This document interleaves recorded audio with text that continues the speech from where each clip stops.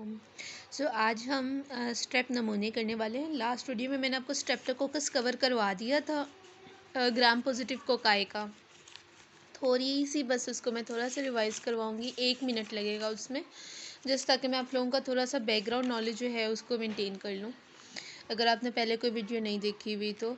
Okay, तो chapter 15 जो है इसमें हम ग्राम पॉजिटिव कोकाई पढ़ रहे हैं। ठीक है, इसमें ग्राम पॉजिटिव कोकाई में दो आते हैं, एक स्ट्रैप आता है, एक स्ट्रैप आता है। अगर आपको ये हिंट दे दिया जाए कि आपके पास जो ऑर्गेनिज्म है जो आपको दिया गया है वो ग्राम पॉजिटिव कोकाई है, अब लैब डायग्नोसिस करो, तो आप कैसे करोगे? आप सबसे पहले कैटालिस्ट टेस्ट परफॉर्म करोगे। ठीक है, कैटालिस्ट टेस्ट पॉजिटिव आया तो वो स्टेफाइलोकोकस होगा, नेगेटिव आया तो स्ट्रैप होगा। चूँकि हम स्ट्रैप पढ़ रहे हैं इसलिए मैं स्ट्रैप का रिवाइज नहीं करवा रही, बट बहरहाल मैं आपको अब यहाँ से ही आगे ले जाऊँगी। मैं आपको यहाँ से आगे ले जाऊँगी स्ट्रैप पर, कि स्ट्रैप की लैब डायग्नोसिस आपने कैसे की थी। फिर स्ट्रैप नमूने स्टार्ट करते हैं। स्ट्रैप में मेरे पास जो है वो 6 थे बैक्टीरिया ना, फर्दर 6 स्पीशीज़ जो है ना जो एनलिस्ट की हुई लेविंसन ने वो थी। तो एस पायोजीन था, एस ए गलेक्टी था। इन दोनों को हमने कैसे किया कि बेसिट्रेसिन एंटीबायोटिक डाली, जोन ऑफ इनहिबिशन आई, तो हमने देखा कि वो बेसिट्रेसिन सेंसिटिव है, वो पायोजीन था। जो जिसमें नहीं आई थी वो बेसिट्रेसिन रेजिस्टेंट था, वो कौन सा था? ए गलेक्टी। उसके बाद ई फिश 46 था, उसे हमने 6.5% NaCl में ग्रो किया, वो हो गया, और एस बोविस को किया, वो नहीं हुआ। तो ये दोनों डिफ्रेंशिएट हो गए। नमूने और विरिडेंस जो है इनको हमने इस तरह से किया था कि जो ऑप्टोचिन सेंसिटिव है वो नमूने था और बाइल सोलूबल भी था। ठीक है, और जो विरिडेंस है वो ऑप्टोचिन रेजिस्टेंट है। ठीक है, उससे कोई फ़र्क नहीं पड़ता, और ये नॉट बाइल सोलूबल। ठीक है, इसको हमने यहाँ से मैंने आपको लास्ट टाइम दिखाई थी स्केचेज, जिसमें मैंने आपको बताया था कि ये देखें कि ये एक जो पर्सन है ये शो कर रहा है स्ट्रेप नमूने को। तो अब ये देखें कि इसकी चिन जो है ना वो शो हो रही है, तो डैट्स वाई इसका मतलब है कि ये जो ऑप्टोचिन सेंसिटिव है, मतलब जस्ट एक निमोनिक याद करने के लिए। और जो ये हॉर्स है इसके जो पाँव हैं वो मड के अंदर गीले हुए हैं, जो कि बाइल जैसा लग रहा है, तो इसका मतलब ये बाइल सोलूबल है। दूसरी तरफ जो विरिडेंस है वो ऑप्टोचिन सेंसिटिव नहीं है, उसकी चिन कितनी बड़ी सी है, रेजिस्टेंट है। ठीक है, तो ऑप्टोचिन सेंसिटिव जो है ना इसका क्या मतलब होता है? ऑप्टोचिन सेंसिटिव का मतलब होता है कि आपने जो है या ये कि ये उससे इनहिबिट हो रहा है। ठीक है, ये बैक्टीरिया, तो वो एस नमूनी है, यानी कि उसको रिस्पॉन्स कर रहा है। लेकिन विरिडेंस जो है वो क्या है? वो ऑप्टोचिन रेजिस्टेंस है, वो ऑप्टोचिन को रिस्पॉन्स नहीं करता। लैब डायग्नोसिस जो मैंने आपको सारी एक बार क्लियर करवा दी है। ठीक है, अब उसके बाद जी लैब डायग्नोसिस ओवरऑल मैंने पूरे चैप्टर की आप लोग को बता दिया है। स्ट्रैप की जो है वो नहीं बताई, स्ट्रैप की ओवरऑल सारी बता दी। अब स्ट्रैप नमूने जो डिजीज़ कोज करता है ना वो है मॉप्स, MOPS। एम से मेनिंजाइटिस, ओ से ओटाइटिस मीडिया।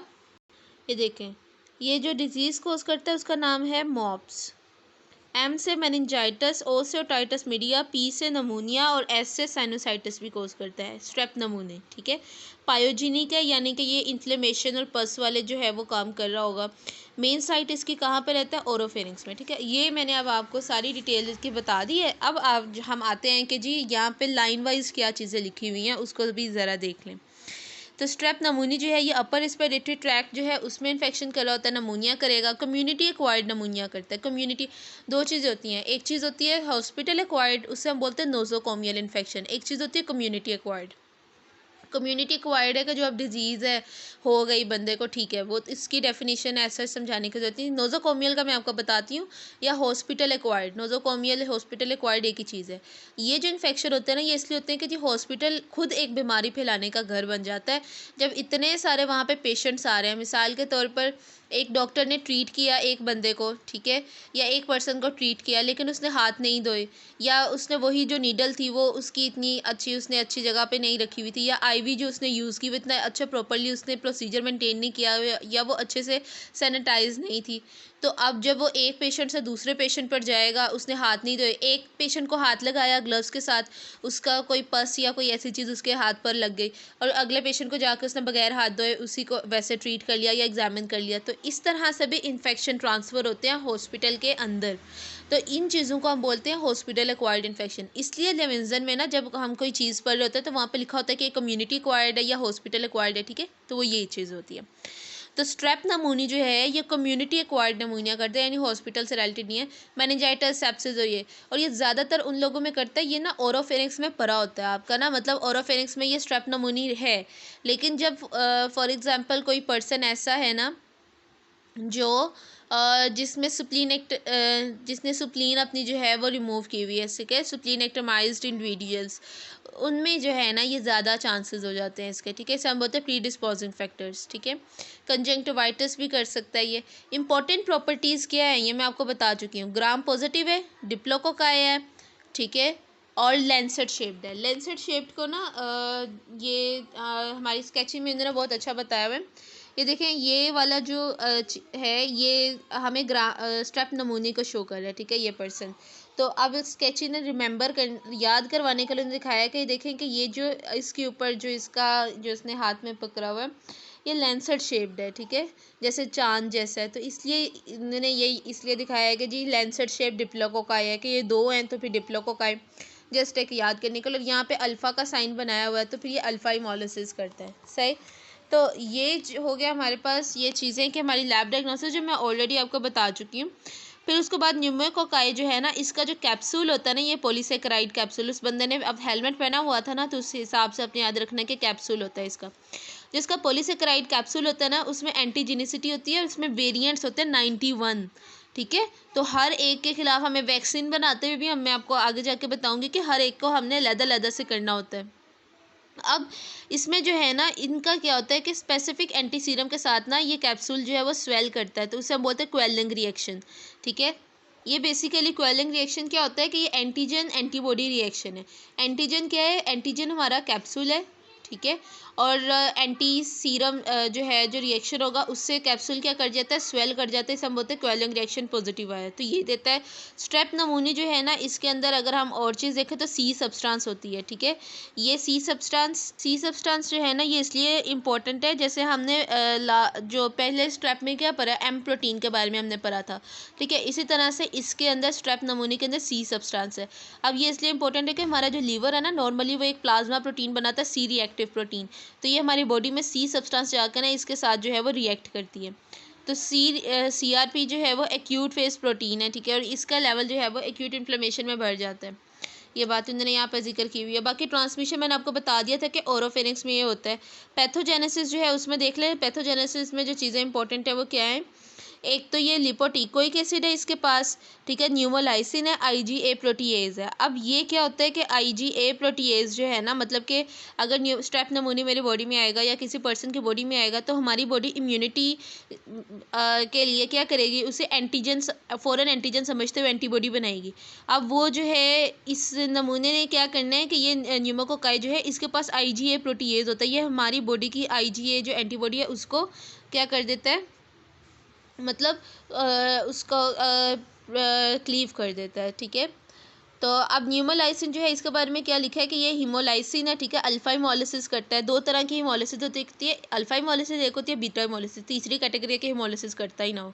अच्छा, अल्फा हीमोलिसिस में ना इनकम्प्लीट हीमोलिसिस होती है। फॉर एग्जांपल RBC टूटा, उसके अंदर हीमोग्लोबिन है, आयरन है, ठीक है, ये कन्वर्ट होगा बिलीवर्डिन तक और ग्रीन कलर शो करेगा।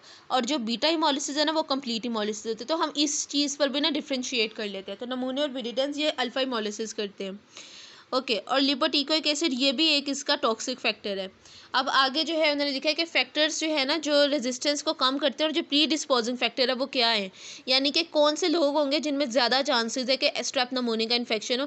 एक वो जो शराब पीते हों, ठीक है, एबनॉर्मल रिस्पिरेटरी ट्रैक्ट हो उनका पहले से ही, ठीक है, जैसे कि और मतलब COPD हो सकता है, पूलिंग ऑफ म्यूकस, या ये सारी चीज़ें पहले से ही कोई इन्फेक्शन है, या एबनॉर्मल सर्कुलेटरी डायनामिक्स, ठीक है, जैसे पल्मोनरी कंजेशन है या हार्ट फेलियर है उस बंदे को, तो इसलिए हो सकता है। स्प्लीन उसने अपनी निकलवाई हुई है, स्प्लीनेक्टमी की हुई है, इसलिए हो सकता है। कोई सर्टेन क्रोनिक डिजीज़ है जैसे सिकल सेल एनीमिया, तो इन लोगों में ना ज़्यादा चांसेस है कि स्ट्रेप नमूने का इन्फेक्शन होगा। और MOPS यानी मेनिंजाइटिस, ओटाइटिस मीडिया, नमूनिया और साइनोसाइटिस, ये जब स्प्रेड कर जाता है फिर होता है। अब इसमें क्लिनिकल फाइंडिंग क्या मिलेगी, जिस सिनेरियो में मुझे बताएंगे कि चिल है, फीवर है, कफ है, प्लूरेटिक पेन है, ठीक है, यानी कि लंग्स के ऊपर जो प्लूरा होता है उसकी पेन है।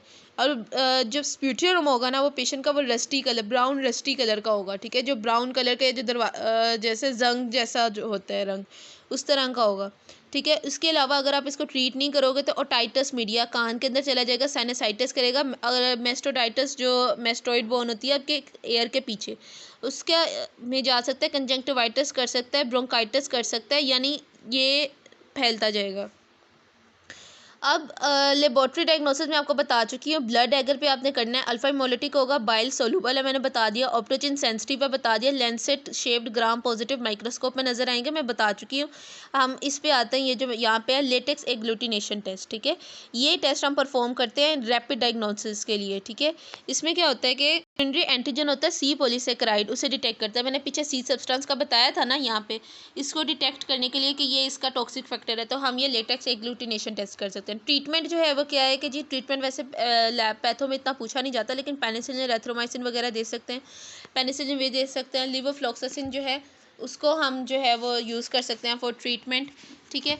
इसके अलावा वैनकोमाइसिन जो है वो ड्रग ऑफ चॉइस है। अगर पेनिसिलिन रेजिस्टेंस न्यूमोकोकाई है तो फिर आपको वैनकोमाइसिन देनी पड़ती है, ठीक है। अगर पेनिसिलिन से रेजिस्टेंस हो या बीटा लैक्टम एंटीबायोटिक से रेजिस्टेंस हो, सेफ्ट्राइक्सोन आप यूज़ कर सकते हो, ठीक है।